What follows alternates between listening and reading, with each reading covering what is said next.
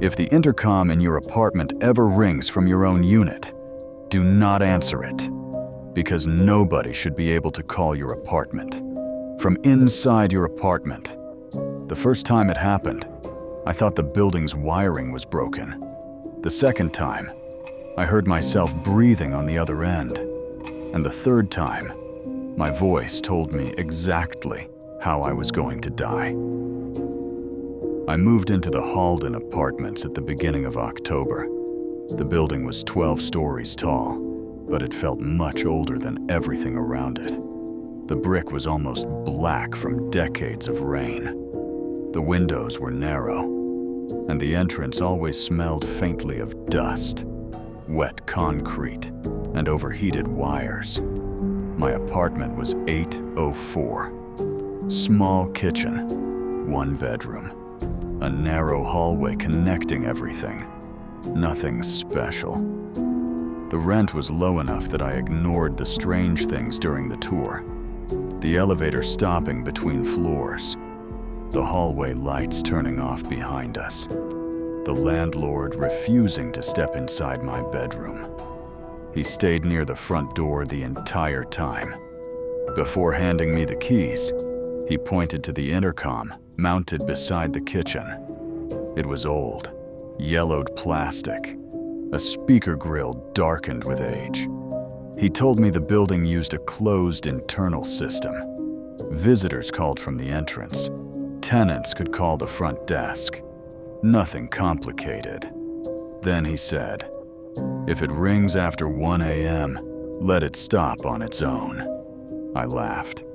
He didn't. The first week was normal.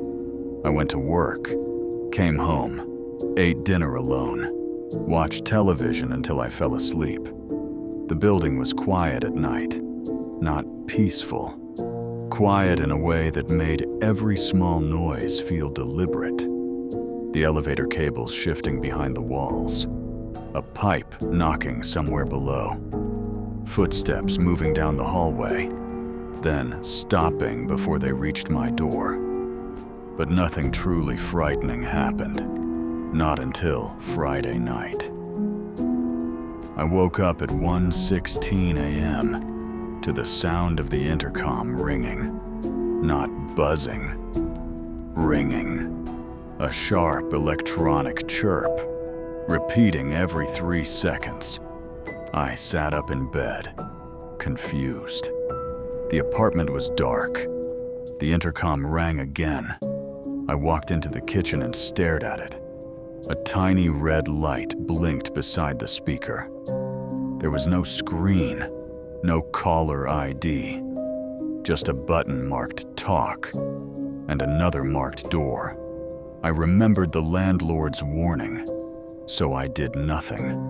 The ringing continued for almost a minute. Then it stopped. The red light went dark. A few seconds later, someone knocked on my front door. 3 quiet knocks. I froze. There was no sound in the hallway before the knock. No footsteps, no elevator. Just 3 taps against the wood. I looked through the peephole. The hallway was empty, but the light above my door was swinging slightly, as if someone tall had brushed against it. I didn't open the door. The next morning, I called the front desk. An elderly man named Mr. Vale answered. When I told him about the intercom, he asked what time it rang. 1:16, I said. He became silent. Then he asked, "Did you answer?" "No." He released a slow breath. "Good." I asked if the system had a wiring problem. He told me there had been no calls to apartment 804. Then he hung up. The second call came 3 nights later. Exactly 1:16 a.m. This time, I was already awake. The red light began blinking. The speaker chirped. Once, twice, 3 times. I stood in the kitchen, watching it. I told myself I was being ridiculous. It was an old building, old wiring, electrical interference. I pressed talk. At first, there was only static, then breathing, slow, uneven, very close to the microphone. "Hello?" I said. The breathing stopped. For several seconds, there was nothing. Then a voice whispered, "Don't turn around." It was my voice, not similar. Mine. Every small detail was there. The slight rasp when I was tired, the way I swallowed between words, even the nervous breath at the end. My hand tightened around the intercom button. The voice continued, "You're standing in the kitchen." I looked toward the dark hallway behind me. Nothing moved. "You left the bedroom light off." The voice sounded frightened now. "And the closet is open." My bedroom closet had been closed when I went to bed. I was sure of it. I let go of the talk button. The connection remained open. The intercom was no longer supposed to transmit, but I could still hear breathing. Then my own voice whispered, "It can see through the speaker." The kitchen lights went out. The intercom clicked, and somewhere inside my bedroom, the closet door slowly creaked shut. I left the apartment that night. I slept in my car until sunrise. When I returned, the front door was still locked. Nothing had been taken, but every clock in the apartment had stopped at 1:16. My phone, the microwave, the alarm clock, even the cheap battery clock above the kitchen sink, all frozen at the same minute. I went downstairs and demanded answers. Mr. Vale was sitting behind the front desk. When I told him I had answered the intercom, he looked older than he had the day before. He unlocked a drawer and removed a folder. Inside were printed incident reports, apartment numbers, dates, names. Most of the names had been crossed out in red ink. He showed me one report from 1998. A woman in apartment 804 had complained that her intercom called from her own number every night. Another report from 2007 described the same thing. Then 2014. Then 2021. Every tenant lived in apartment 804. Every call came at 1:16 a.m. Every tenant disappeared within 11 days of answering. No signs of forced entry. No bodies. Only one detail repeated in every report. Before disappearing, each tenant claimed the voice on the intercom belonged to them. I asked what happened in apartment 804. Mr. Vale stared at the folder. Then he said, "There used to be another apartment behind yours." I thought I misheard him. He explained that the building's original floor plan included apartment 805. But during renovations in the 70s, the unit was sealed. No door, no hallway entrance. The walls were rebuilt around it. According to the records, 805 had never been occupied. But the original intercom system still listed it. I asked why it was sealed. Mr. Vale shook his head. Nobody remembers. That night, I packed everything I could carry. I planned to leave before midnight. But at 11:40 p.m., the elevator stopped working. The stairwell door on the 8th floor would not open. The handle turned, but something heavy blocked the other side. My phone had no signal. The hallway lights began switching off, one by one, starting at the far end. Darkness moved toward apartment 804. I ran inside and locked the door. At 1:15 a.m., The intercom red light turned on. It did not ring. It simply glowed. Then the speaker clicked. My voice came through immediately, louder than before. "Listen carefully." I stood several feet away. The voice was crying. "There's a door behind your bedroom wall." I said nothing. "You're going to hear knocking." As soon as the voice said it, 3 heavy knocks shook the bedroom wall. Dust fell from the hallway ceiling. The voice continued, "Do not open it." Another 3 knocks. Closer, not against the wall this time. From inside it, I grabbed a hammer from the kitchen drawer. The intercom voice screamed, "No!" The bedroom wall cracked down the middle, not from impact. The paint split by itself, forming a thin vertical line. Then another line appeared across the top, a rectangular outline, a door.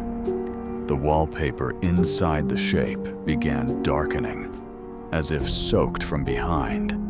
A metal handle slowly pushed through the plaster.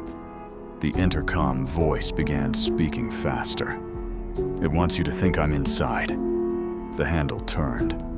"But I'm not the one calling you." The door opened inward. Behind it was another apartment. Apartment 805. It looked exactly like mine. Same kitchen, same hallway, same furniture, but everything was covered in dust. The air inside smelled cold and stale. At the far end of the duplicate apartment, someone stood beside the intercom. Me. He looked thinner. His face was bruised. His shirt was torn. One hand pressed the talk button. He stared directly at me. Then his voice came through my speaker. "I've been trying to warn you." I stepped closer to the doorway. The other me shook his head violently. "Don't cross over." Something moved behind him. A tall shape unfolded from the ceiling. It had no clear face, only a smooth surface, with a small speaker grill where its mouth should have been. A red light blinked in the center of its head. The other me looked over his shoulder. The thing leaned closer to him. Then his voice came through the intercom again, but his lips did not move. "It learns you through the calls." The creature placed one long hand on his shoulder. His body went completely still.